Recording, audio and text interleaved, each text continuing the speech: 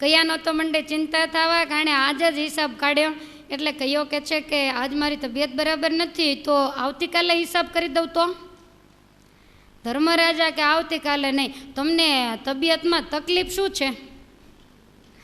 તો તકલીફમાં બીજું કાંઈ નહીં, પણ આમ બહુ શરીરમાં મજા નથી. ધર્મરાજા કે મને એવું લાગશે કે વધારે તબિયત બગડી છે ત્યારે જવા દઈશ, હજી તો મને એવું બહુ લાગતું. અને હમણાં તમે એમ કહેતા હતા હું આનંદમાં છું, તો પાછી ઘડીક વારમાં તબિયત બગડી ગઈ, માટે જવાનું નથી, આ હિસાબ તમારે જ કરવાનો છે. આવું કીધું એટલે લઈ અને હિસાબ કરવા બેઠો. એક બાજુ વૈરાટ રાજા બેઠા અને એમાં રાત્રિ પડી ગઈ. ભીમસેન તરત જ તૈયાર થયા અને તૈયાર થઈને રસોડાના દરવાજા બંધ કર્યા, સીધા પાઠશાળામાં ગયા. અને પાઠશાળામાં વિચાર કર્યા કે અર્જુન ક્યાં ગયો હશે. બાજુમાં ઓરડી, પાઠશાળામાં જઈને પાઠશાળાના દરવાજાને પગની લાત મારી દરવાજો ભાંગ્યો. અર્જુન એકદમ ઊભા થઈને જાળીએથી જોવા કે ભીમ સિવાય કોઈનું પાટું ન હોય. એટલે અંદર જ્યાં જોયું ત્યાં તો ખ્યાલ આવી ગયો કે ભીમસેન ભાઈ આવી ગયા છે. એટલે અર્જુનજીને ભીમે એમ કહ્યું કે આંગુલી નિર્દેશ કરીને કે હવે પછી ડોકાતો નહીં, તું તારી રીતે હોઈ જા.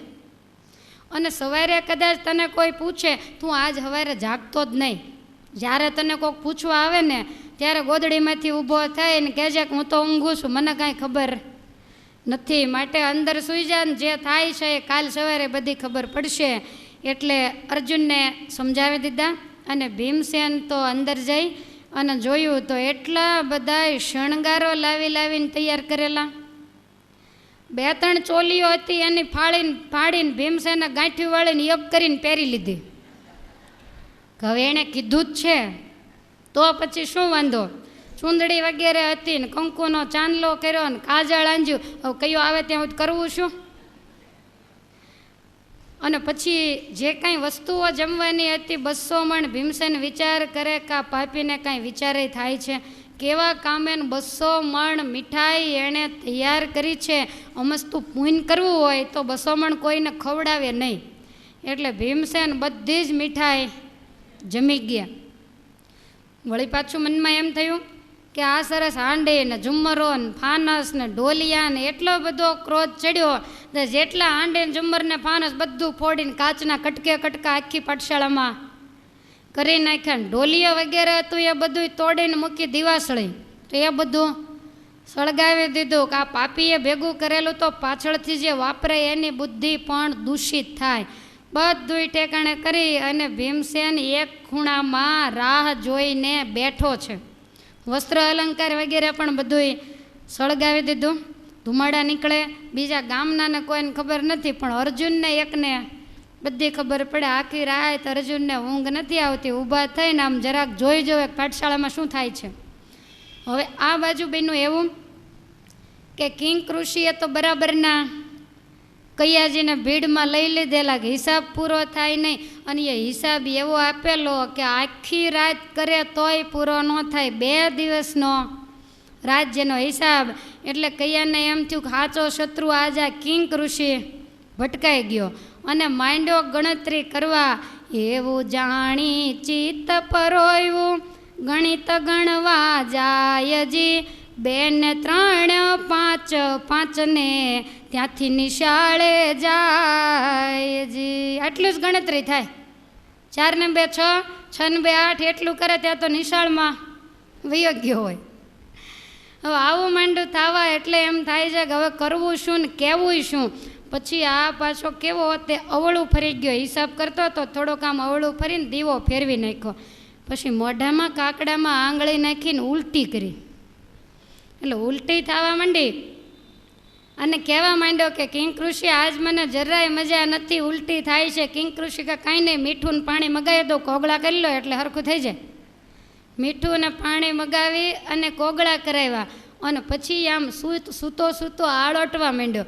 કિંકૃષિ કે શું થાય? તો કે મને પેટમાં ચૂંક બહુ આવે છે.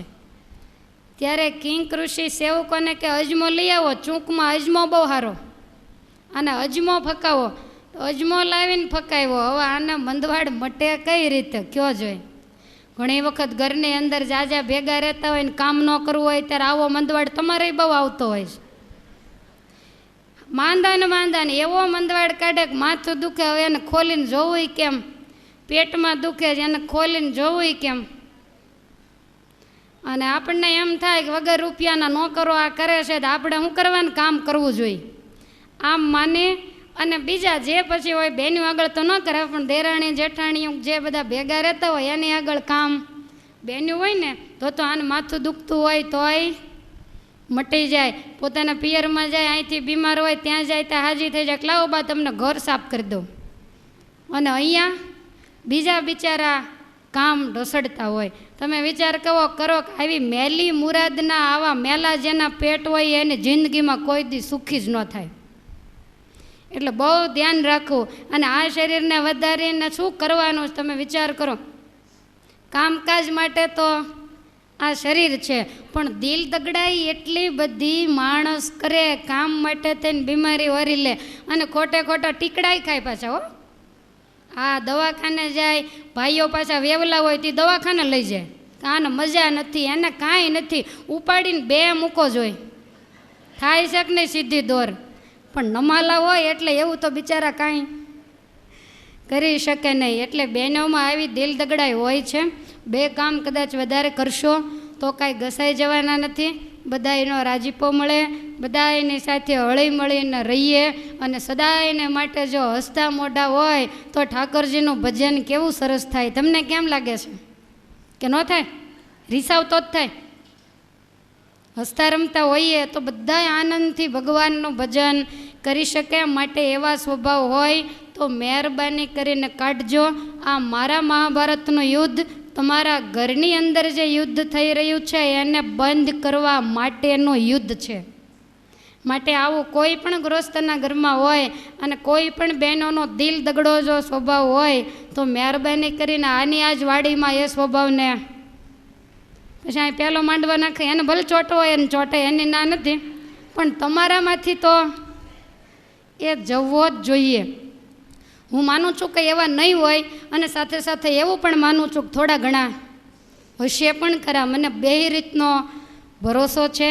માટે આવી દિલ દગડાય બિલકુલ કરશો નહીં, નહીતર કયાની ગણતરીમાં આવશો. તમે વિચારો કેટલી દવાઓ કરે છે, પણ આને દુખાવો જ કાંઈક બીજો, એક મટાડો ને બીજું થાય, બીજું મટાડો ને ત્રીજું થાય. મારે એવું જ ન કહેવાય કે એવા દિલ દગડા હોય આંગળી ઊંચી કરો.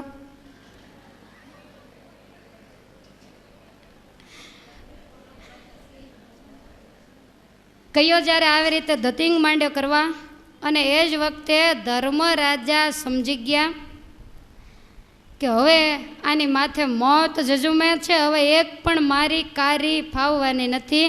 એટલે ધર્મરાજા કહે છે કૈયાજી અત્યારે હિસાબ ન કરવો હોય તો કાંઈ નહીં, ઘરે જાઓ. મારી તમને એક જ ભલામણ છે કે જો તમે તમારે ઘેર જાશો અહીંથી સીધા તો તમે ક્ષેમ કુશળ રહેજો. બીજે જવાથી આયુષ્ય તૂટે, જૂઠું ન જાણો લગારજી. કૈયાજી કહેવારું ઋષિ કહીને નીકળ્યો બારજી. ઘણા કે ચોખ્ખું ન કીધું, આ ચોખ્ખું ને જ શું કહેવાય કયો છે? ચોખ્ખા શબ્દમાં કીધું કે અહીંથી તમે જો તમારા મેલે જશો તો તમારો વાળ વાંકો નહીં થાય. ક્યાંય પણ આડા અવળા જશો તો કાલનો સૂર્ય તમે બાળવાના નથી. આ કહે છે કાંઈ વાંધો નહીં એમ કીધું. અને આણે થોડી વાર આમ ખચકાતા, કારણ કે બીમાર હોય અને પાછું હાલવામાં ધ્યાન રાખવું પડે, સીધું દોડવા ન મંડાય. તો સભામાંથી બહાર નીકળો ત્યાં સુધી એવી રીતે ચાલ્યો. ને બહાર નીકળીને જે નિશાળ તરફ દોટ મૂકી, અને દોટ મૂકીને એ જ વખતે જે પેલો દરવાજો પડી ગયેલો એનામાં આડો મૂકીને ભીમસેન આમ ટેકો દઈને બેઠો. એટલે પહેલાં એ આવી અને દરવાજાને જરા ખખડાયો, ખુલ્યો નહીં. એટલે કીધું કે શૈરેન્દ્રી દરવાજો ખોલો. ત્યારે ભીમસેન ઝીણા શબ્દોમાં એવું બોલ્યો કે ખાલી બંધ કરેલો છે, ધક્કો મારો એટલે ખુલી જાય. એટલે ઓલાએ ધક્કો માર્યો, ખુલ્યો નહીં. બે હાથે જે બળ કર્યું, ભીમ ઊભો થઈને એક બાજુ અને મોં ભર્યા પડ્યો. તે મોઢામાંથી લોહી નીકળી ગયું અને પાછો બોલવા માંડ્યો કે આવી કાંઈ થોડી મશ્કરી હોય. ભીમને હસવું આવે છે કે લોહી મોઢામાંથી નીકળ્યું તોય હજી સુધરતો નથી. જોયું ત્યાં તો આખા મહેલની અંદર અંધારું. કહ્યું કે આટલું બધું અંધારું કેમ? શૈરેન્દ્રીને જેવો અવાજ કાઢીને ભીમસેન કહે છે કાંઈ આવી ત્યારનું અંધારું જ છે, કાંઈ દેખાતું નથી. મીઠાઈ ના તેને બધી મોટી મોટી તમે કાલે વાતો કરી, આજ કાંઈ છે નહીં. કહ્યો કે હવાર પડે એટલે બધા સેવકોનું ઘાણીયા ગાલીને તેલ કાઢું. મેં બધી તૈયારી કરવાનું કીધું તું, ના કાંઈ નથી કર્યું. ઊભો થઈને જ્યાં જાય ને ત્યાં પગમાં આવા કાચ સીધા ઓલા બધું ફોડી નાખેલું ને હાંડીને ઝુંબરો, એના કાચ પગમાં નીકળે. લોહી લુહાણ થઈ ગયો. તોય દ્રૌપદીને શોધતો દોડે છે. ક્યાં છો? ત્યારે ભીમસેન કે આ ખૂણામાં. ત્યાં જાય તે ઓલો ત્યાંથી દોડીને બીજા ખૂણામાં જાય. પડતો જાય ને આખડતો જાય ને રાખના ઢગલામાં પડે. ગરમ લાગે, બધુંય થાય, પણ આ તો કામની પાછળ અંધ બલેલો. ભીમસેનના મનમાં એમ થયું કે આમનામ સવાર પડી જશે, માટે હવે આને બહુ દોડાવવો નથી. ભીમસેન કહે છે કે અહીંયા છું, માટે અહીંયા આવો. ને જ્યાં ત્યાં જાય ત્યાં તો તરત જ ભીમસેને સીધી બોચી દબાવી. સતી સામે કુદ્રષ્ટિ કીધી, તેનું મળે તને લાણજી. એમ કહી બગલમાં દબાવી, કાઢી નાખ્યો પ્રાણજી.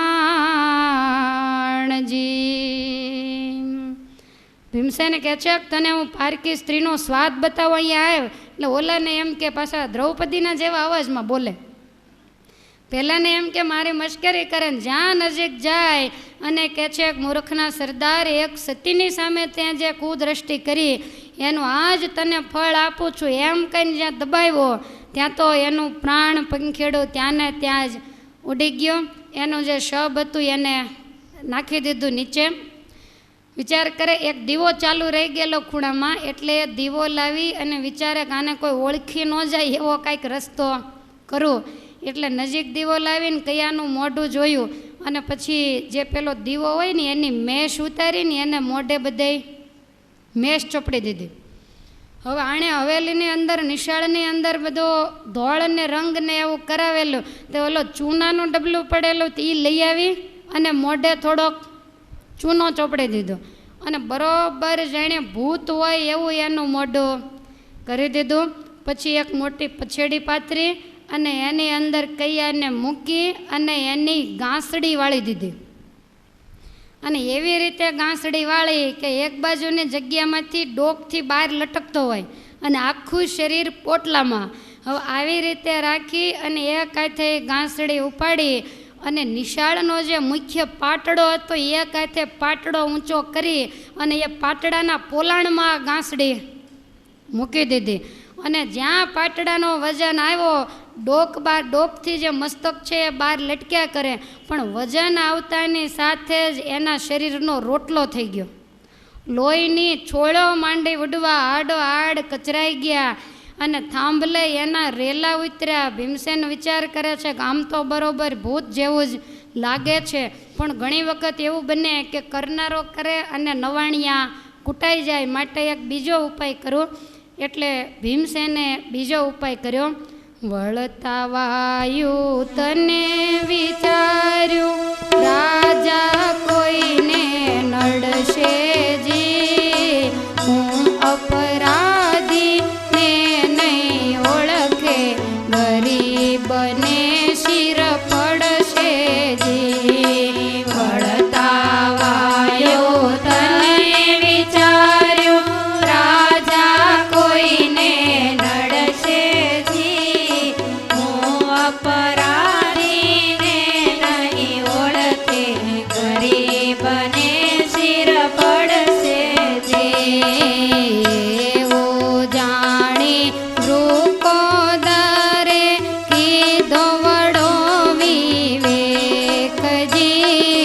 પાટડા નીચે સ્તંભની ઉપર દોહરો લખ્યો એકજી. એવો જાણી વૃકોદરે કીધો વડો વિવેકજી.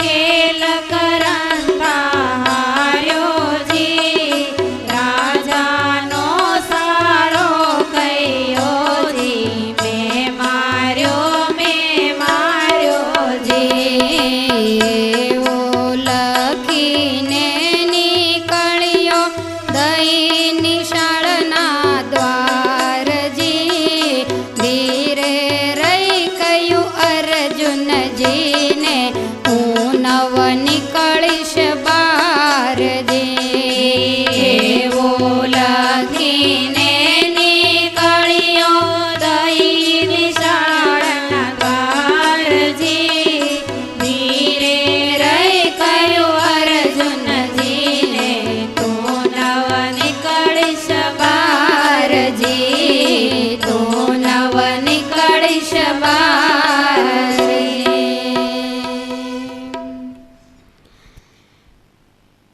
એક દોહરો લખ્યો. પરનારી સંગ રંગે રમતા ખેલ કરંતા હાર્યો, રાજાનો સાળો કયો જી મેં માર્યો.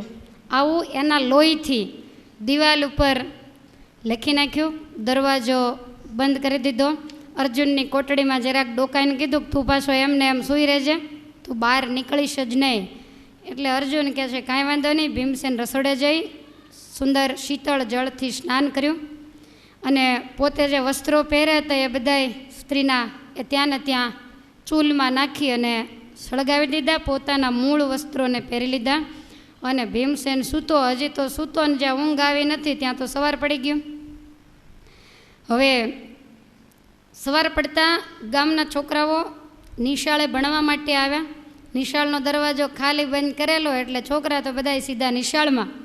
કાચના ટુકડાઓ જ્યાં હોય ત્યાં પડેલા. નાના નાના બાળકો સાવરણી લઈ અને કાચના ટુકડા માંડ્યા વાળવા, નિશાળને માંડા સાફ કરવા. કોઈ મસ્તી કરે છે, કોઈ પોતાનું લેશન હોય એ બધું કરે છે. અને છોકરાઓ આવી રીતે રમત કરે, કોઈ લખે કોઈ લખાવે, બધાય દોડા દોડ કરે છે. અને એ વખતે એક છોકરાએ થાંભલા ઉપર રુધિરનો લીટો જોયો, આમ રગેડો ઉતરેલો જોયો. તે બીજાને વાત કરી કે અહીંયા તો આ લોહીનો લીટો હોય, આ લોહી કોનું નીકળ્યું હશે. બીજો છોકરો એકદમ દોડા દોડ આવ્યો તો એણે જોયું હવે છોકરા બધા અર્જુનના વિદ્યાર્થી એટલે વાંચતા તો આવડતું જ હોય, મારા વિદ્યાર્થી હોય તો ન આવડતું હોય. એક જણાએ દોહરો વાંચો, બીજાએ વેમ જ ધાર્યો જી, સહુ છોકરા કહે આ શું બોલ્યો, કૈયાને શું તે માર્યો જી. પેલો એવું બોલ્યો કે રાજાનો સાળો કયો જી મેં માર્યો. બીજો છોકરો એને જરીક ધક્કો મારીને કે તે માર્યો.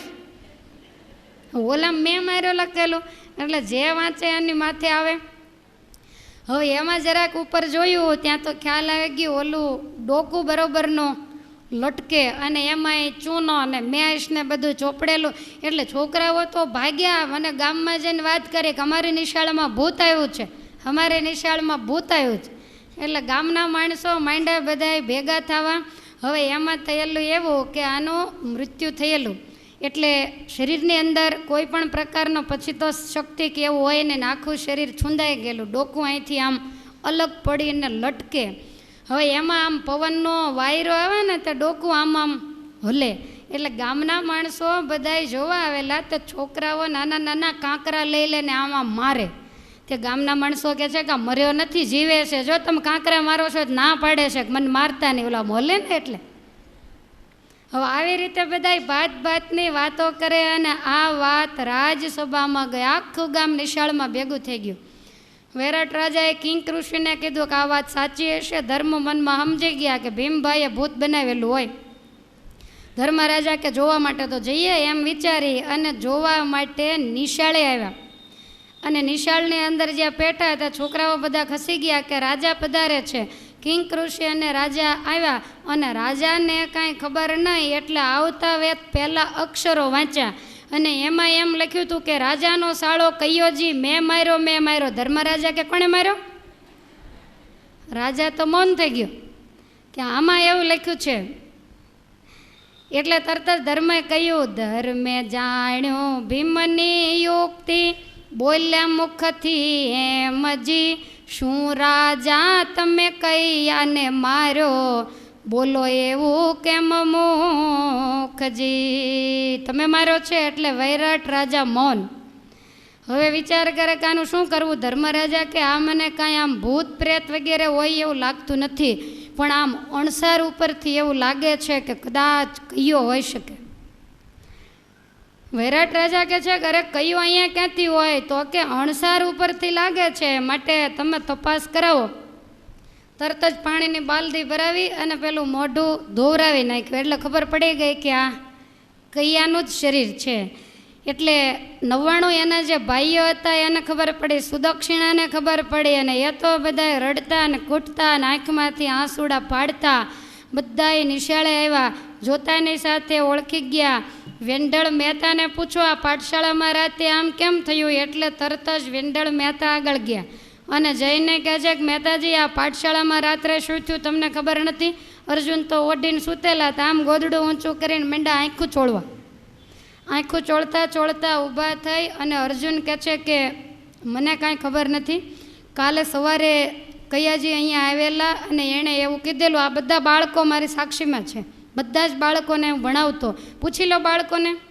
એટલે તરત જ બાળકો કહે છે કે કાલ અમને અમારા મહેતાજી અહીંયા ભણાવતા અને એ વખતે કૈયાજી આવીને એવું કીધું કે આજે નિશાળવા બધાને છૂટી અપાવી દો, આજે રજા રાખવાની છે. એટલે અમારા મહેતાજીએ પૂછ્યું કે આજે કેમ કાંઈ છે?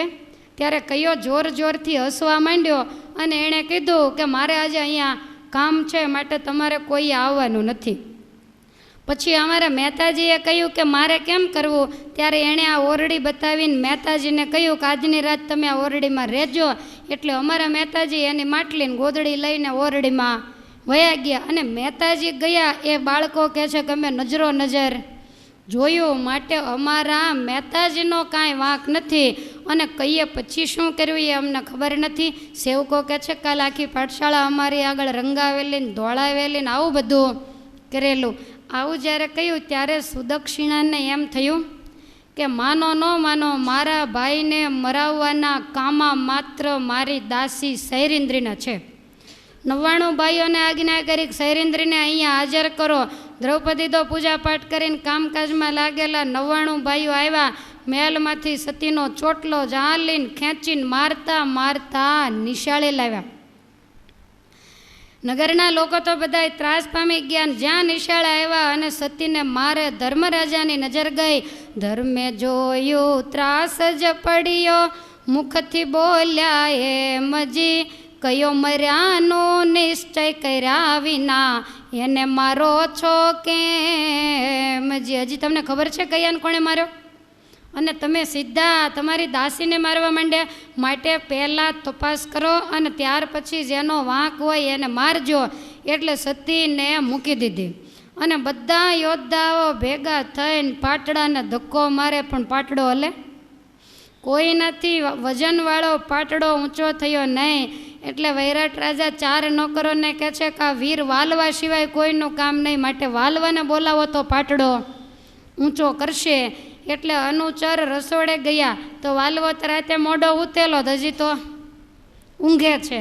અને જઈ અને એકદમ જગાડ્યા. ભીમસેનને કહે છે કે જલ્દી બહાર નીકળો. કેમ?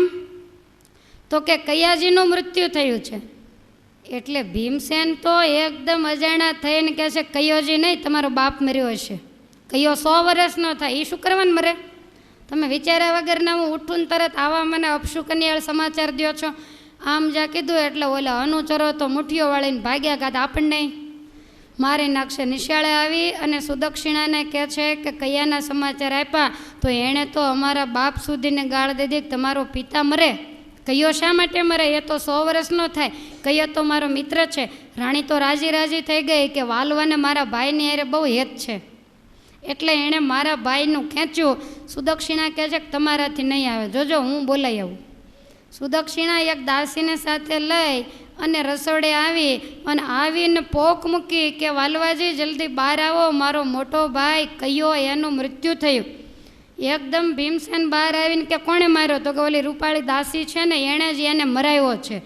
અને ભીમસેને તો તરત માથું પછાડીને પોક મૂકી કે મારો મિત્ર કૈયાજી મર્યો, માટે એની પાછળ હું આત્મહત્યા કરીને મરું. ઝેર પીને મરું, એને માર્યો કોણે? મને બતાવો, ભૂકા કાઢી નાખું.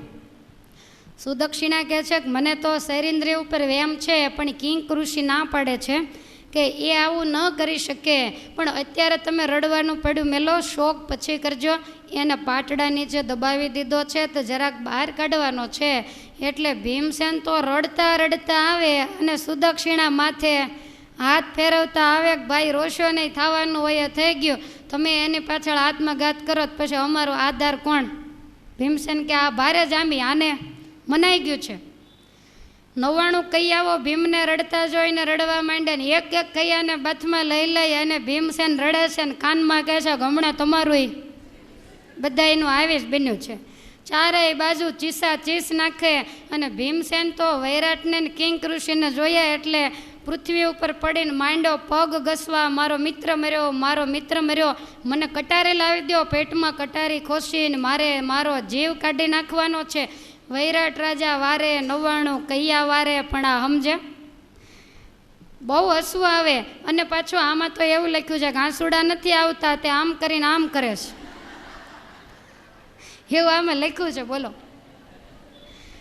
ધર્મરાજા કહે છે કે હવે કરવાનું હોય એ કર, ચોર તું શાહુકાર થામાં શાન કરે છે, બીજું તો કાંઈ બોલાય નહીં. અને કહે છે કે આ ધાંધલ હું માંડ્યું છે.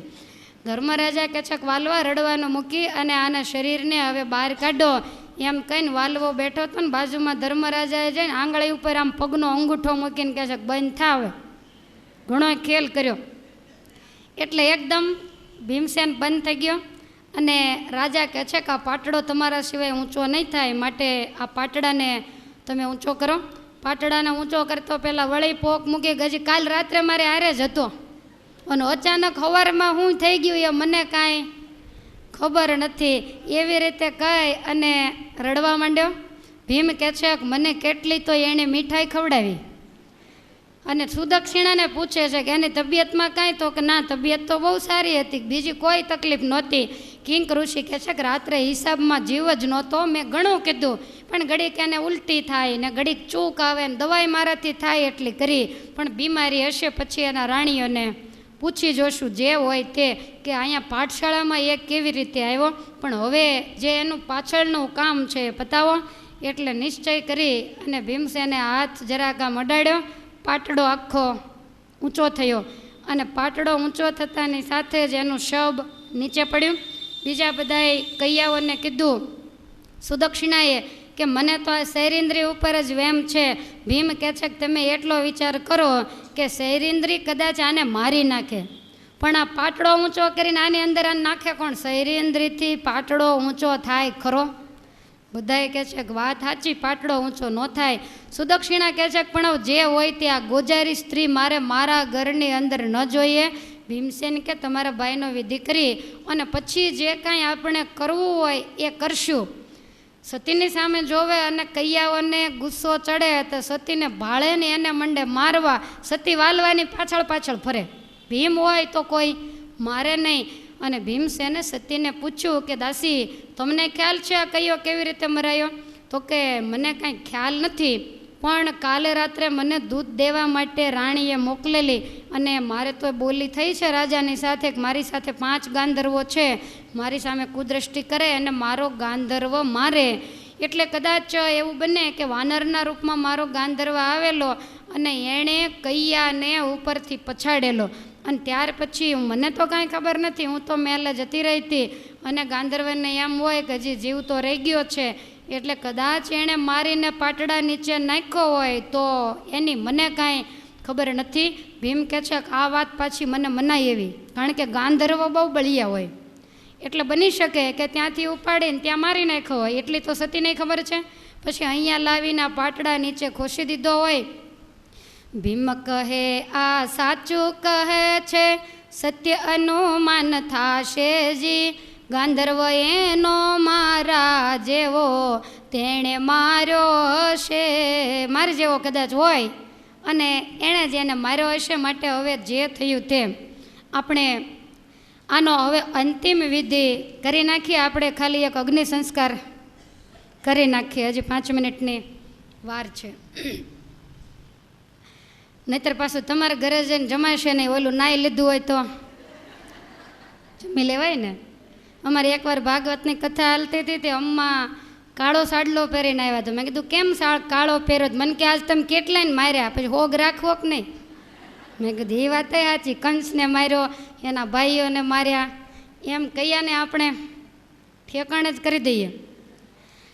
ભીમસેન કહે છે કે હવે એક કામ કરો, આપણને એ ખ્યાલ આવી ગયો કે આ સૈરિન્દ્રીના 5 ગાંધર્વ છે અને કૈયાએ સૈરિન્દ્રીને હેરાન કરી એટલે 5 ગાંધર્વો તો ખીજાણા જશે.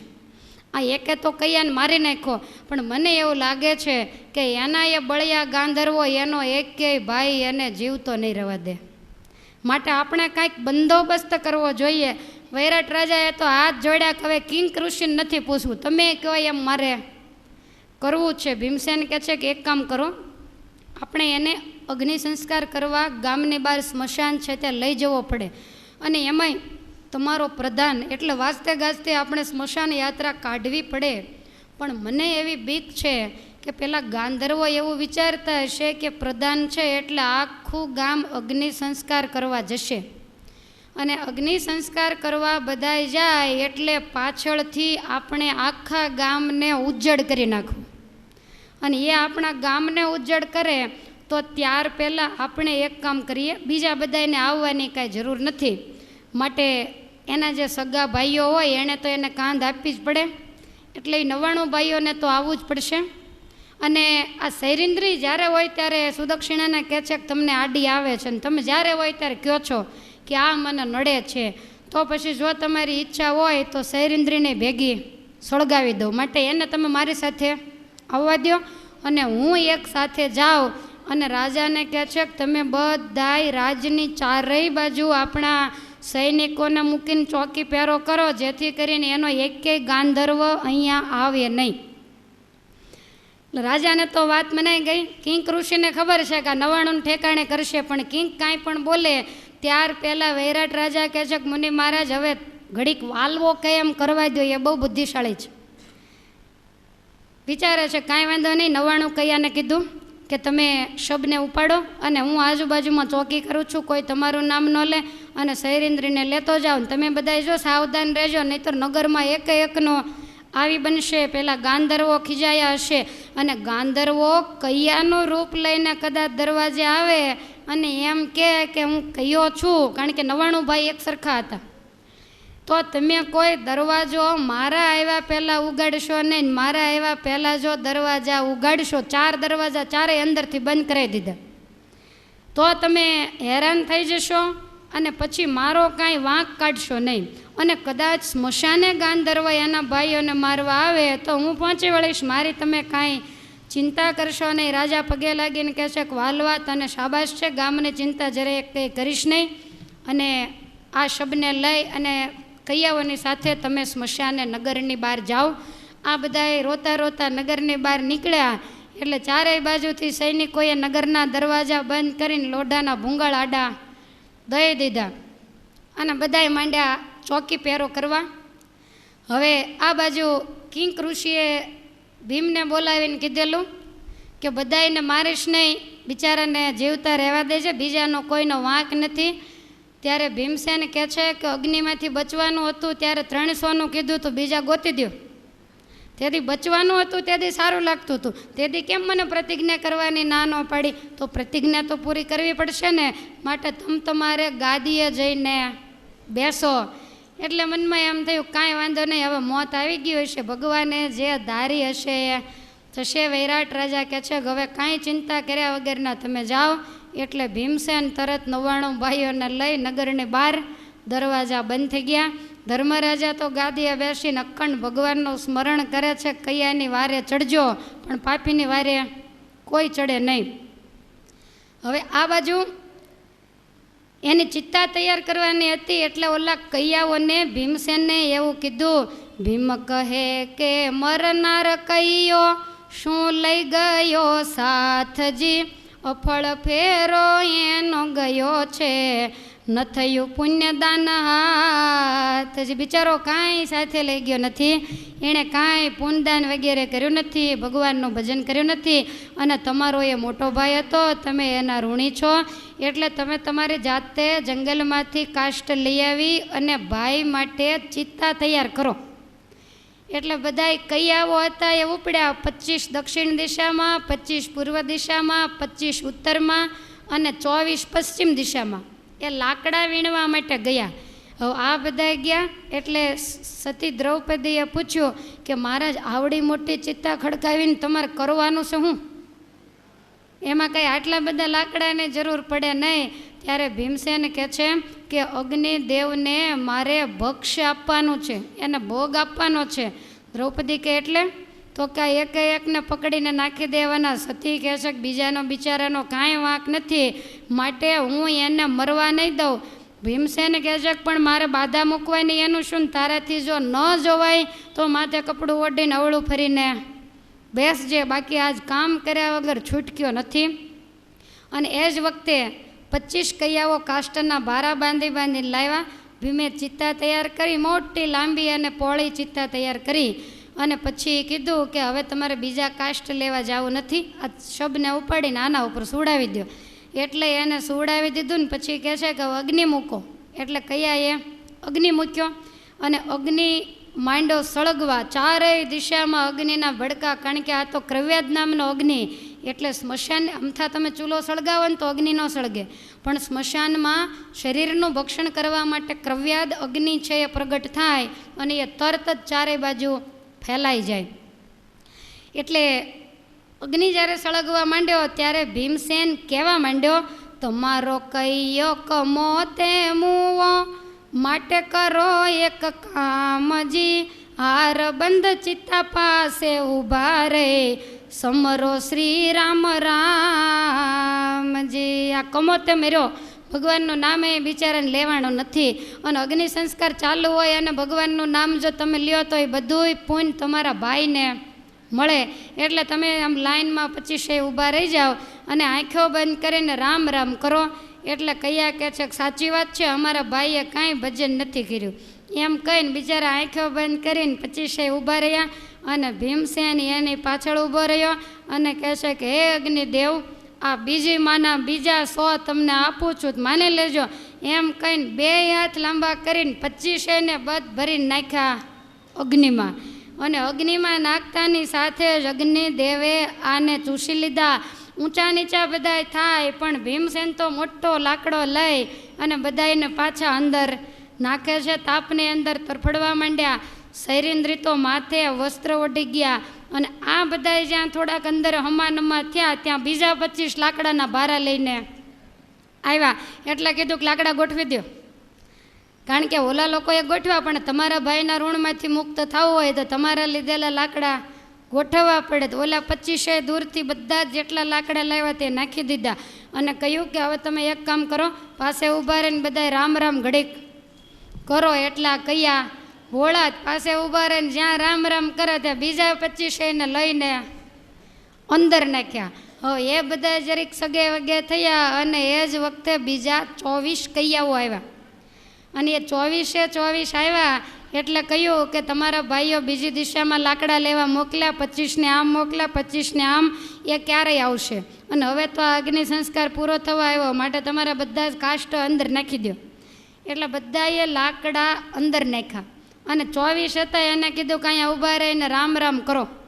હવે આવું કીધું ને એમાં એક કૈયાને એમ થયું કે આ વાલવો કાંઈક અમને અગ્નિમાં ન નાખી દેતો સારું. અને એકને વળી જરાક આમ એવી સૂચના પડી ગઈ અને પાછળથી વાયુનંદને 24 ને બાથ ભરી અને એક જણો બાથમાંથી નીકળીને ભાગ્યો. અને ભાગતાની સાથે એને ખબર પડી ગઈ કે સૈરેન્દ્રીને કાંઈ અંદર નાખી નહીં, માટે સૈરેન્દ્રી અને વાલ્વો બે એક જ છે. હવે આમ વિચારીને દોડવા માંડ્યો, પણ એને એમ થયું કે નગરના દરવાજા બંધ અને જો ખખડાવીશ તો આણે કીધેલું છે કોઈ ગાંધર્વ કૈયાનું રૂપ લઈને આવે તો મારી નાખજો, તો ઓલા મને મારી નાખશે, માટે જાવું ક્યાં. એટલે દ્રૌપદીની પાસે આવીને કહે છે કે હું તારો શરણાગત છું, હું તારો દીકરો ને તું મારી માં, મને તું જીવતદાન દે. અને દ્રૌપદીને એવો નિયમ કે શરણે આવેલાને કોઈ દિવસ મારવા ન દેવો. એટલે દ્રૌપદીએ જે કપડું ઓઢેલું ને કયો બાજુમાં બેહી ગયો, દ્રૌપદીએ એની માથે કપડું નાખી દીધું અને સતી આવી રીતે આમ કપડાને પેલા કરીને આમ આડા ઊભા રહી ગયા અવળું ફરીને. હવે ભીમસેનને આ વાતની ખબર રહી નહીં અને ઓલા બધાને નાખ્યા અગ્નિમાં. ભીમને એમ કે 24 ગયા પણ 23 ગયેલા અગ્નિની અંદર હોમી અને લાકડા બધા આડાવડા કરીને બધાને ઠેકાણે પાડ્યા. હવે આ એક કૈયો જે ભાગી ગયેલો એટલે દ્રૌપદીને એમ થયું જો ખ્યાલ આવી જશે આને કે આ ભીમસેન છે ને દ્રૌપદી છે તો અમારું આવી બનશે, પણ જે થવાની હોય તે થાય, બાકી શરણાગતને મરવા તો દેવો નથી. દ્રૌપદી એમને એમ બેઠા છે, એમાં ભીમસેન લાકડા આગા પાછા કરે. એમાં એને એમ થયું કે આ બધાને નાખી દીધા તોય સતી કેમ હજી એમને એમ ઊભા છે. બૂમ પાડીને કહે છે કે સૈરેન્દ્રી હવે કામ પતી ગયું, પણ 2 પગ પોળા રાખીને આમ ઊભા. એટલે ભીમને શંકા ગઈ કે આની આગળ કોક હોવું જોઈએ.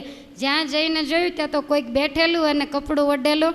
એટલે સૈરિન્દ્રીને કહે છે કે આ કોણ છે? તો કે મેં એને શરણ આપ્યું માટે એને તમે મારશો નહીં. ભીમસેન કહે છે અરે ખબર પડી જશે, આપણું નામ દઈ દેશે, આપણે આટલી મહેનત કરીને એટલા માટે તો કયાને માર્યો છે, આપણે છતાં થઈ જશું, એને શરણ શા માટે આપ્યું? દ્રૌપદી કે મને દયા આવી ગઈ એટલે શરણ આપ્યું. ભીમસેનને કહે છે જો આને તમે મારશો તો મારી લાત જાય, મારી પ્રતિજ્ઞા તૂટે, એટલે હું પણ અહીંયા જીભ કચડીને મરીશ. ભીમસેન મૂંઝાણો કરે રે હવે આનો રસ્તો શું કરવો? એટલે ભીમસેને પહેલાં કૈયાને એમ કીધું કે જો તારે જીવતા રહેવું હોય ને તો મોઢું ખોલ. એટલે કૈયાએ બિચારાએ મોઢું ખોલ્યું ને હાથ નાખીને જીભને ખેંચી નાખી. જીભ હોય તો બીજાને કે એટલે જીભને ખેંચી નાખી અને પછી કીધું કે તારા હાથ બતાય. પેલા હાથ બતાવ્યા એટલે બે હાથથી આમ દબાવી આંગળા બધા ભાંગી નાખ્યા. અને પછી દ્રૌપદીએ મારવાની ના પાડી હતી એટલે તો કાંઈ છૂટક્યો નહોતો, મરાય એવું તો હતું નહીં. એટલે આને એમ થયું કૈયાને કે આ જીભ કાઢી નાખી, આંગળા ભાંગી નાખ્યા, મને ખબર છે કે આ ભીમસેન જ છે, પણ હવે મારે બોલવું કેમ? એટલે ભીમસેને તરત જ એને પકડી લીધો અને પેલો એમ કહે છે આમ બોલાતું નથી પણ સાન કરે છે કે આને કરતાં તો મને મારી નાખ્યો હોત તો સારું હતું. પણ આણે જીભ કાઢીને અગ્નિની અંદર નાખી દીધી ને આંગળા ભાંગીને અગ્નિમાં નાખીને કીધું કે થોડું ઘણું દઉં છું ને થોડુંક બાકી રહે પછી તમને મળી જશે. આવી રીતે કહી અને આ કૈયાને લઈ બધાય ચાલતા થયા આવ્યા. સુદક્ષિણાએ દ્રૌપદીને જોઈ એટલે પૂછવા માંડ્યા કે આ થયું છે શું? આ એક ભાઈ મારું આવ્યો ને બીજા મારા 99 ભાઈ ક્યાં ગયા? ત્યારે કહેવા માંડ્યો ભીમસેન કે તમારા ભાઈઓએ તો બહુ કરી, મને કાળી ટીલી લગાડી, બધા લાકડાઓ વીણીને લાવ્યા અને પછી મેં એવું કહ્યું કે તમારા ભાઈએ કાંઈ ભજન કર્યું નથી તો તમે થોડી વાર આંખો વીંચીને રામ રામ કરો. તો મને કહે તમે રામ રામ ઘડીક કરો ને અમે ભગવાનનું નામ લઈએ. તે ભીમસેન કહે છે કે બેન હું તો આંખો વીંચીને બેસી ગયો અને આ લોકોને કોણ જાણે હું હુજ્યું કે અમારો મોટો ભાઈ મર્યો તો અમારે જીવીને શું કામ છે? તે એક એક ઠેકડા મારી મારીને માંડ્યા ઓલામાં પડવા અગ્નિમાં. હવે દ્રૌપદી સૈરિન્દ્રી તો બિચારી કાંઈ કરી શકે નહીં અને હું તો ધ્યાનમાં, મને તો તોય ખબર નહીં. પછી સૈરિન્દ્રીએ મને જગાડ્યો અને મને કહે છે કે આ બધા કૈયાઓ તો વાલવાજી માંડ્યા અગ્નિમાં પડવા. હવે હું ઊભો થઈને જ્યાં જાઉં ત્યાં તો બધાય પડી ગયા અને આ એક જ બચી ગયો હતો. તે આય પડવા જતો તો મને મરવા દો પણ આને મેં પરાણે લઈ લીધો અને આવું કીધું ને ઓલાને એમ થાય કેટલો ખોટું બોલે છે, બોલવાનું ઘણું થાય, મોઢેથી હું મંડો કરવા પણ કાંઈ બોલાતું નથી, જીભ તો છે નહીં. એટલે કહેવા માંડ્યો કે કયો શું કહે છે એ મને કાંઈ સમજાતું નથી. ત્યારે ભીમ કહે છે કે એમ કહે છે કે મારે મારા ભાઈની પાછળ મરવું હતું પણ મને આ વાલવાઈએ મરવા દીધો નહીં, પરાણે લાવ્યો, આને બોલાય નહીં લખાય નહીં, એવો મૂંઝાણો ને તે જોરથી માથું દિવાલારે પછાડ્યું, ત્યાં ને ત્યાં રામ બજો ભાઈ રામ થઈ ગયું. વાલવો કહે છે કે હજી અગ્નિ ચાલુ છે બેન, વળી આને લઈ જવો પડશે, કહેતો લઈ જાઓ. પેલી કહે છે કરે રે મારું પિયર ઉજ્જડ થયું ને જે થવાની હતી એ થઈ. ઓલાને લઈ જઈને અગ્નિદેવને કહે છે કે આ એક બાકી હતો એ તને આ સોંપી દીધો. આવી રીતે વૈરાટ રાજાના રાણી સુદક્ષિણા અતિશય દુઃખી થયા છે અને હવે એને ગુસ્સો આવ્યો છે સૈરિન્દ્રી ઉપર. એટલે કીધું કે સૈરિન્દ્રી મારે મારા રાજ્યની અંદર ન જોઈએ. અને એ વખતે એવું કહેવાય છે કે જ્યાં સહદેવજી ગાયો ચારે ત્યાં સતીને થોડાક દિવસ માટે મૂકવામાં આવ્યા છે. હવે આગળની કથા ફરીવાર શોધ થશે. કૌરવો ફરી વખત સૈન્ય લઈ વૈરાટના રાજ્યમાં આવશે પણ એ કથાને આપણે બપોર પછી અને બપોર પછી વૈરાટ પર્વ પૂર્ણ થઈ જશે. તો અત્યારે ભગવાનના મંગલ નામ સાથે કથાને વિરામ. બોલો સ્વામિનારાયણ ભગવાનની જય. હરે કૃષ્ણ મહારાજ. તમે બધા કૈયાની જેમ જ દોડ. જન્મ કર્મ ચ મે દિવ્ય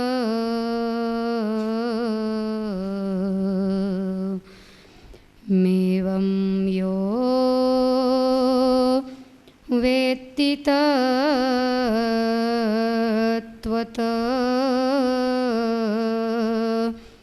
ત્યક્ત્વા દેહં પુનર્જન્મ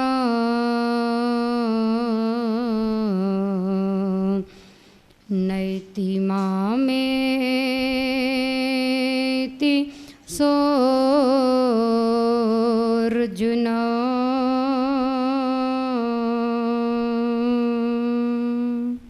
ગંગાજીના પવિત્ર કિનારે પરીક્ષિત મહારાજના પુત્ર જન્મેજય રાજા પાંડવ ચરિત્રની પવિત્ર કથા સાંભળી રહ્યા છે અને એ જ પ્રમાણે અક્ષરધામ સમાન દુર્ગપુર નગરમાં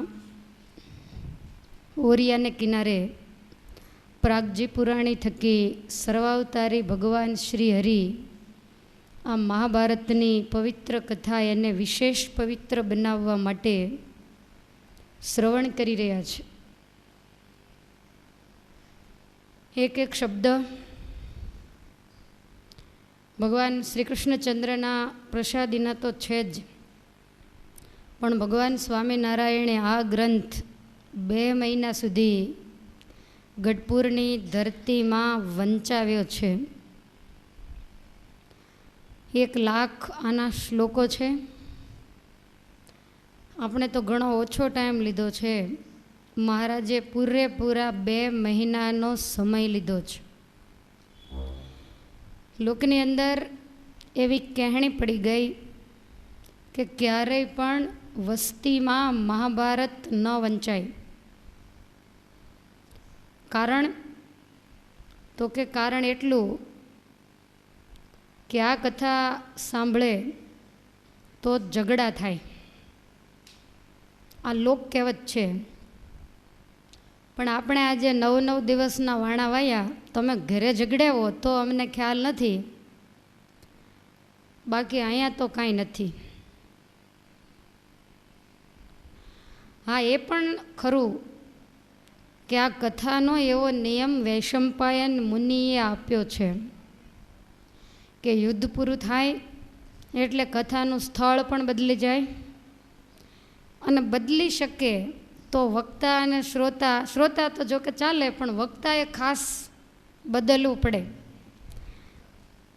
આના 13 પર્વ પૂરા થશે એટલે વૈશંપાયન મુનિ રજા લેશે અને જયમુનિ ઋષિને કહેશે કે હવે અધૂરી કથા છે એ તમે જન્મે જઈને સંભળાવો. પણ આપણે તો વક્તા એના એ રહેશે, શ્રોતા કદાચ થોડા ઘણા બદલાય ખરા. આનો એવો નિયમ છે, પણ હું એવું માનું છું કે નિયમનું કારણ પણ એ હોય કે આપણે તો મહાભારતનો ખાલી સાર જ વાંચ્યો છે અને સાર વાંચ્યો છે એટલે આપણે કદાચ 22-25 દિવસમાં આ પૂરું થઈ જશે. પણ જ્યારે તમે એનો એક એક અક્ષર વાંચવા બેસો, મહારાજની તો રીત જુદી હતી. સૂર્ય ઉદય થાય અને વાંચવાનું ચાલુ થાય, બરોબર 12 વાગ્યા સુધી વંચાય, 4.5 કલાક જેવું વંચાય, બપોર પછી પણ એટલું જ વંચાય. અને પ્રાગજી પુરાણીને કઢેલું 5 શેર દૂધ પાવામાં 4.5 કલાક 2 ટાઈમ, એટલે કોઈની તાકાત જ નથી કે એટલું ગળું ચલાવી શકે. આપણે તો ઠાકોરજીની મહેરબાની છે તો માઇકની વ્યવસ્થા છે, તેથી તો એવું એ નહોતું. અને મેં તો તમને અરેરાટી ન થાય એટલે દૂધ ઓછું કીધું છે, બાકી ગળું હંમેશા એનાથી જ ચાલે એવું બધાનું કહેવું છે. તો આ રીતે કથા વંચાતી હોય તો 2 મહિનામાં મહારાજે પૂરી કરીને, આપણે જેમ વાંચીએ છીએ એમ જો વંચાય એટલો જ ટાઈમ ભરાય તો આ કથા કદાચ 4-6 મહિને પૂરી થાય. તો મારું માનવું એવું છે કે માણસનો એટલો બધો આળવિત્રો સ્વભાવ છે કે એ 6 મહિનામાં ઝઘડો કર્યા વગરનો રહે જ નહીં. એને આવો પ્રોગ્રામ અમુક ટાઈમે આવવો જ જોઈએ, તો જ એને ખાધેલું પચે. પછી ઘરમાં, સમાજમાં, ધર્મમાં ક્યાંય પણ ક્યાંક થોડીક માથાકૂટ કરવી જોઈએ. અને આ માથાકૂટ ચાલુ કથામાં થાય એટલે લોકો મહાભારતનું નામ આપે કે મહાભારતની કથા કરીને એમાં જ મહાભારત થયું. પણ એ વાતને આપણે માનતા નથી, કારણ કે આટલા ટાઈમથી આપણે કથા વાંચી, હજી યુદ્ધ ચાલુ જ થયું નથી, હજુ તો ભગવદ્ ગીતા પણ નથી આવી. અને કદાચ એવું પણ બની શકે કે જ્યારે યુદ્ધ ચાલુ થશે ત્યાર પહેલાં ભગવદ્ ગીતા આવશે. ભગવાનને કદાચ એવું લાગે કે આ લોકોના મનુષ્ય ઝઘડાખોર છે, કદાચ કરે તો ત્યાર પહેલાં જ્ઞાન આપી દીધું, જ્ઞાન આપી અને સાવધાન કરી દીધા. અને એ ગીતાજીનું જ્ઞાન જેના અંતરમાં ઉતરે એના હૃદયની અંદર કોઈ દિવસ કજિયા કંકાસ આવે જ નહીં, તો ઝઘડો થવાનો પ્રશ્ન જ ક્યાં છે.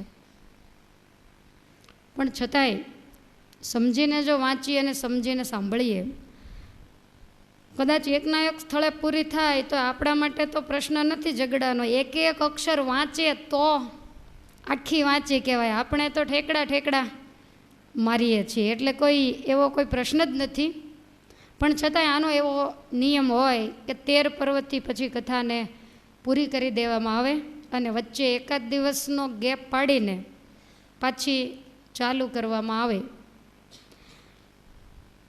તો ભગવાન શ્રી હરિ આ કથાને ગામની બહાર સાંભળે છે, અને આપણે તો થોડાક ગામની બહાર હતા પાછા વધારે ગામની અંદર આવ્યા, મધ્ય ગામની અંદર આવ્યા. પણ ભગવાન બાજુમાં બેઠા બેઠા કથાનું શ્રવણ કરે છે, વાંચવાનું બળ આપે છે, એટલે આપણે એવો કોઈ પ્રશ્ન નથી. અને છતાંય જ્યાં સુધી કથા ચાલુ હોય ત્યાં સુધી ઘરમાં કદાચ કાંઈક થાય તોય ખમી ખાવું, નહીંતર આ મહાભારતનું નામ ચડી જશે. બહુ સમજવા અને વિચારવા જેવું છે. ભગવાનના ભક્તો એમના જે પવિત્ર ચરિત્રો જે આપણા કાનને પાવન કરે છે, આપણને અનેક પ્રકારે સહનશક્તિ, ધીરજ, ભજન ભક્તિ કરવાની ચીવટ, ખટકો, આપણને જે આળસ છે એ આળસ આ કથાઓ સાંભળી અને જાય કે કેવી પરિસ્થિતિમાં પણ ભગવાનના ભક્તો ટક્કર ઝીલી અને બધા જ સુખને છોડી દીધા છે, પણ એને એક પરમેશ્વરને છોડ્યા નથી. ક્યાંય પણ પાંડવો ગુપ્ત વેશે હોય તોય ભલે, વનમાં હોય તોય ભલે, પણ તમે એની નિત્યક્રિયા વાંચો એટલે પૂજા પાઠના ધ્યાન તો અખંડ હોય. જ્યારે જંગલમાં સમય મળે ત્યારે પોતપોતાની રીતે આંખો વીંચી અને ભગવાનનું ધ્યાન કરતા હોય. તો જ્ઞાની હોય એ જ ધ્યાન કરી શકે, પ્રેમી હોય એ જ ધ્યાન કરી શકે. લુખારામનું ધ્યાન કરવું એ કામ નથી. આંખો વીંચી અને પરમેશ્વરને સંભાળવા એ લુખું જેનું હૃદય હોય એનું કામ નથી. કાં તો પ્રેમ જોઈએ અને કાં તો જ્ઞાન જોઈએ. બેમાંથી એક જ વસ્તુ આપણા મનને સ્થિર કરી શકે છે. અને મારી દૃષ્ટિએ પાંડવોમાં જ્ઞાન અને પ્રેમ બંને વસ્તુ છે. મહાભારતના યુદ્ધની અંદર કદાચ અર્જુન ગાંડીવ લઈ અને સાંજ પડે કેટલાયનો કચર ગાણ વાળશે, પણ છતાંય જ્યારે સમય આવશે ત્યારે તમને એવું લાગશે કે આવી પરિસ્થિતિની અંદર, નહીંતર કુરુક્ષેત્ર એટલે ક્રૂરમાં ક્રૂર જગ્યા, અને એ જગ્યાની અંદર પણ અર્જુનના જીવનમાંથી પરમેશ્વર પ્રત્યે તમને પ્રેમ નીતરતો દેખાશે. આપણું સ્નેહાળ હૃદય હોય તો એ પૃથ્વીમાં સ્નેહ રહે નહીં, એને બદલે આને બીજે ક્યાંય નથી રહેતો, પણ ભગવાનમાં તો અખંડ રહે છે. અને એટલે એની ગાથાઓ આવા પવિત્ર મહિનામાં આપણે આપણો સોના જેવો સમય કાઢી દૂર દૂરથી આવી અને સાંભળી રહ્યા છીએ. લાભ વગર કોઈ દિવસ માણસ જંપલાવે જ નહીં, કંઈક લાભ દેખાય તો જ જંપલાવે. તો વૈશંપાયન મુનિ પવિત્ર વૈરાટ પર્વની કથા સંભળાવી રહ્યા છે. વૈરાટ પર્વનો અંતિમ ભાગ છે. દ્રૌપદીજીના ઉપર કુદ્રષ્ટિ કરનાર રાજાનો સાળો જે કયો એ એના પરિવાર સહિત મૃત્યુ પામ્યો. આપણામાં એવું કહેવાય કે એક ભગવાનનો ભક્ત થાય તો ઘણીક પેઢીઓના તારે, અને એક એવો કોઈ પાપી થાય તો કેટલી પેઢીઓને બુડાડે. આમાં તો પેઢીઓની વાત છે. પણ આ કથાએ આપણને સવારે એવું બતાવ્યું કે એના કુટુંબમાં એક જ કુપાત્ર જીવ થયો, કુદ્રષ્ટિવાળો થયો, તો એના જે ભાઈઓ હતા એ બધાને છાંટા લાગ્યા અને વગર જોતાના એક એકને મરવું પડ્યું.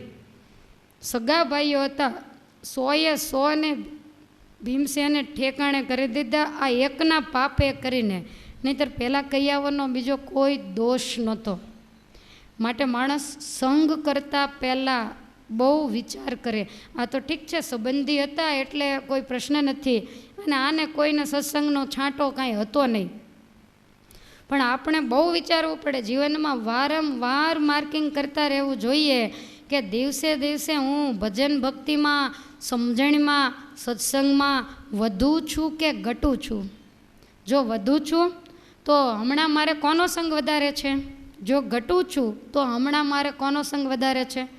તમારે કોઈને પૂછવા જવાની જરૂર નથી, તરત જ ખ્યાલ આવી જાય. સમૂહમાં આપણે નિયમો લેતા હોઈએ, ભજન ભક્તિ જે કાંઈ કરતા હોઈએ, તો તમે જુઓ સમૂહમાં એટલું સરસ રીતે થાય, આપણને એમ થાય કે પહેલાં કેટલું બધું કરે છે, મારે નથી થતું. અને એકલા ખૂણે બેસીને લ્યો તો કંઈ ન થાય. ઘણા કે હવે મારાથી આટલા બધા જપ ન થાય, મારાથી માળા ન થાય, મારાથી તો પ્રદક્ષિણા થાય જ નહીં. પણ આપણને એમ થાય કે આ દિલ દગડા જ છે, આનાથી થાય એવી કોઈથી નથી થતી. લ્યો, એકલો માણસ હંમેશા હિંમત હારી જાય, અને એટલા માટે જ એને સત્સંગના સમૂહમાં રહેવાનું કીધું છે. બીજી કોઈ પણ વસ્તુમાં વાદ વિવાદ ન કરવો, પણ સત્સંગમાં તો જરૂર કરવો. બીજે ક્યાંય એવું ન રાખવું કે અમારાથી આગળ થઈ જશે, તો પણ સત્સંગમાં તો જરૂર રાખવું, અને તો જ આ જીવ 2 ડગલા આગળ વધી શકે. આની અંદર ગજબની તાકાત પડી છે, કારણ કે ભગવાનના માર્ગે તો આણે કોઈ દી બુદ્ધિ વાપરી જ નથી, વાપરી છે. એટલે ગજબની જે શક્તિ પડી છે, પણ એ સુષુપ્તિ અવસ્થામાં છે, અને એને જાગૃત કરવા માટે આવા સભા મંડપો અને સત્સંગ છત્રોની જરૂર છે. આપણને એમ થાય કે રોજ રોજ આ કથાનું કારણ શું, પણ એનું કારણ જ એ કે આ જીવને જ્યાં સુધી ઝાપટ ન મારીએ ત્યાં સુધી ઉપર લાગેલી જે રજ એના થરના થર બાજી જાય. પણ આ જે હાથે કંઈ ઝાપટ લગાવે એવો છે નહીં, ને એટલે માઇકમાં લગાવવી પડે છે. અને ભગવાનની કૃપાથી મેલાઈ વળી જતો રહે છે, એટલે જ આ મહેનત કરીએ, નહીંતર તો શાંતિથી માળા ન ફેરવ્યા. તમારે તો કદાચ 2-2.5 કલાકમાં 100 માળા થતી હોય, અમારે 150 પોણા 200 થઈ જાય જો બેસીએ તો, કારણ કે ઓલી રોજની ટેવ પડી ગયેલી ને એટલે. પણ અમારું ન થાય કાંઈ નહીં, તમારું તો થાય છે. માટી તો ઉપરથી જાય છે ને આપણે ચોખ્ખા તો રહીએ જ છીએ. આ કથાનો એક જ ઈશક છે, બાકી મહાભારત મારે વાંચવું હોય તો તમારે જાતે મેં 2 વાર વાંચી જ લીધું હોય ને, પછી જ કથા થતી હોય. પણ એનો મતલબ એવો કે આપણે વાંચીએ પણ બીજાને સમજાવીએ, ને બીજાના હૃદયમાં ઉતરે, તો બીજાને ખ્યાલ આવે કે આજથી 5000 વર્ષ પહેલાં ભગવાનના ભક્તો કેવું જીવન જીવી ગયા. હમણાંથી તો આપણે 200 વર્ષ પહેલાંનું ઉપાડ્યું છે. દાદા ખાચર કેમ જીવી ગયા, શિવલાલભાઈ કેમ જીવી ગયા, ભગાદોશી કેમ જીવી ગયા. પછી જ્યારે બહુ ઊંચી વાત આવે ત્યારે બધા કહે કે હવે એ તો સર્વોપરી સ્વામિનારાયણ ભગવાનની ભેગા હતા, એટલે એનાથી બધુંય થાય. આ ક્યાં સર્વોપરી સ્વામિનારાયણ ભેગા હતા?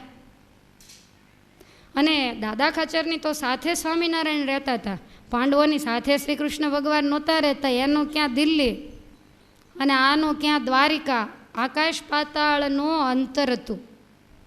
પણ છતાંય મનથી એવી રીતે ભગવાનને રાખેલા કે પાંડવોને એવું નહોતું લાગતું કે ભગવાન દ્વારિકા રહે છે. એને એમ જ હતું કે અમારી સાથે ભગવાન અખંડ છે. એની જે ભક્તિ એ ભગવાન પોતાની સાથે છે એનો અહેસાસ એને આજીવન કરાવતી રહી. આપણે 24 કલાક ભજન કરતા હોઈએ, જ્યારે ભગવાનનો અહેસાસ કરવાનો થાય ત્યારે આપણે આંખી વીંચીને મંદિરે જ આવી રજપૂત ચોરે, અને ત્યાં સિંહાસન ઉપર બેઠેલા ભગવાનને ખોળીએ. તો આનો મતલબ એવો ભજન ભક્તિ કરીએ છીએ, પણ ભગવાન તો હજી ચોરન ચોર જ છે, એ તો એકેય ડગલું નજીક આવ્યા નથી. આંખ બંધ કરીએ એટલે આપણને આપણાથી એક વેંતેય ઠાકોરજી દૂર ન દેખાવા જોઈએ. આને ભક્તિની પરાકાષ્ઠા કહેવાય.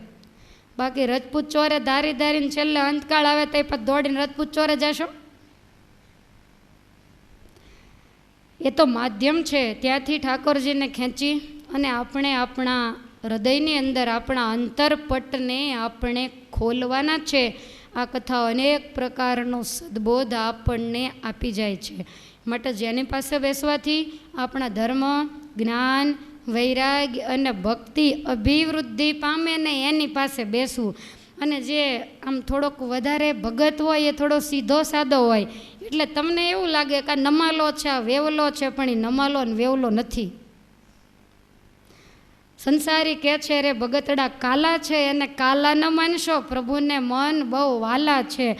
તમે કદાચ દુનિયાને મન વાલા હશો, પણ નરસિંહ મહેતા તો ભગવાનને મન વાલા હતા. જૂનાગઢની